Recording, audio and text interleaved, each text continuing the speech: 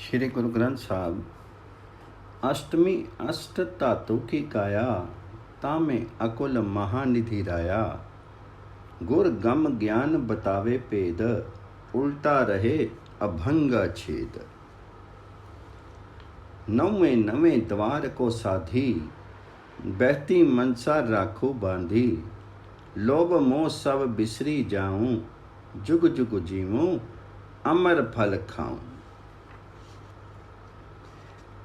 ये शीर लहू आदि 8 धातुओं का बना हुआ है।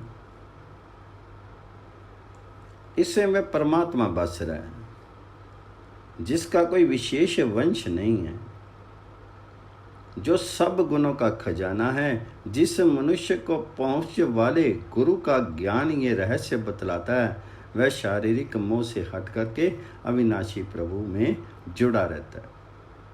हे भाई, शारीरिक इंद्रियों को वश में रखो, इनसे उठती हुई कल्पना को रोको, लोभ मोह आदि विकार भुला दो। इस मेहनत का ऐसा फल मिलेगा जो कभी समाप्त नहीं होगा। ऐसा सुंदर जीवन जियोगे जो सदा स्थिर रहेगा।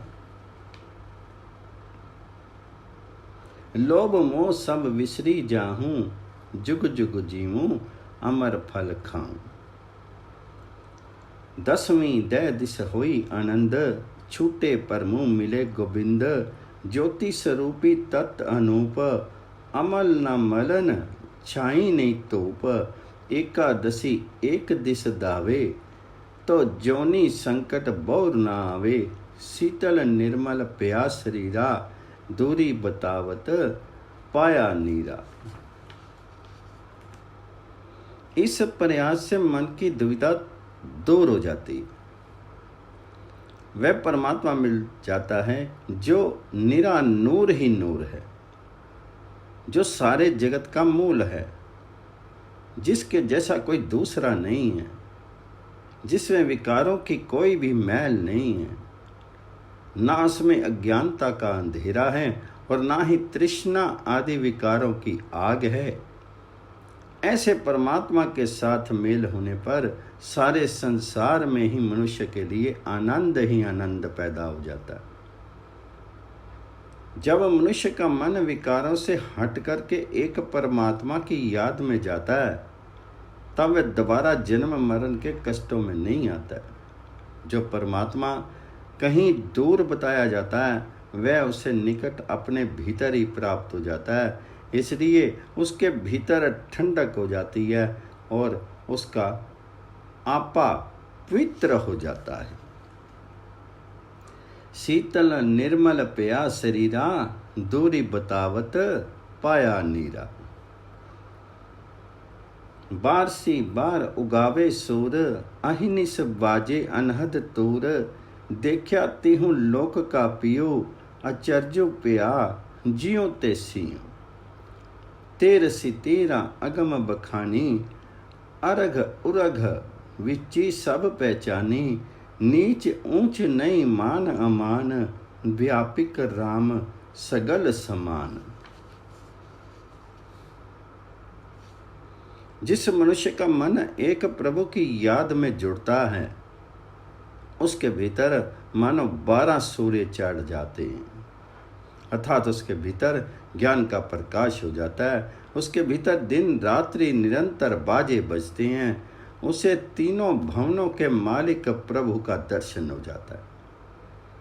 एक आश्चर्यजनक खेल बन जाता है और वह मनुष्य साधारण व्यक्ति से कल्याण स्वरूप परमात्मा का रूप हो जाता है।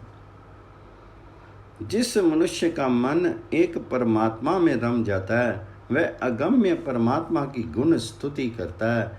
इस गुण स्तुति के प्रभाव से वह सारे संसार में उस प्रभु को एक समान पहचानता है। ना उसे कोई नीच दिखता है, ना ऊंचा।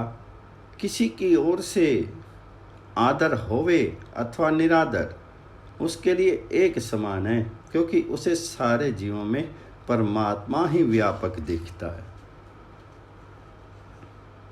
नीच उच्च नहीं मान अमान व्यापिक राम सगल समान।